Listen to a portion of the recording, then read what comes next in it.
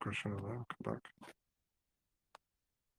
Here, questioner says, how can a person have good thoughts of Allah whilst being realistic?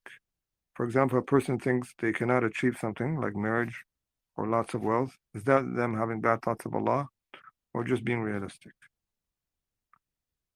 So some of our brothers, they shared a benefit regarding this. And what do you mean by being realistic? And do you mean, and was it realistic for 300 men in the time of the Prophet ﷺ to overcome 1,000 or more?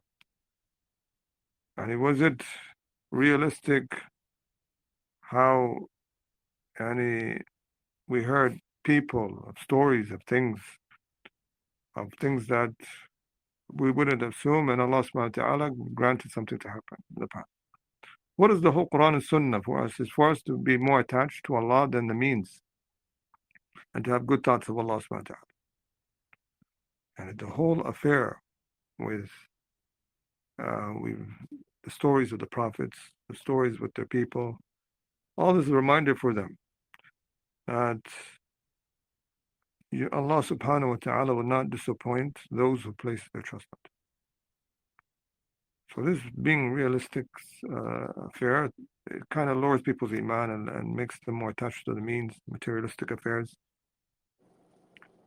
And you must believe how many people, they were almost about to despair and wealth coming to them because everything, doors were closed. Ibn Rajab says Allah will test a person sometimes to the extent that he feels that there's no other way, no other means possible. And so then his heart becomes attached to Allah subhanahu wa ta'ala, and he ends up, Amar, if you can meet them, inshallah. If this, you could find yourself just feeling that you have no other means, and you lose all the attachment to materialistic affairs, and you end up being connected to Allah subhanahu wa ta'ala. So it shows you this affair of being realistic. You shouldn't go to this extreme now. So just attach to Allah, take the means, and sometimes there's no means, and Allah subhanahu wa ta'ala will decrease something.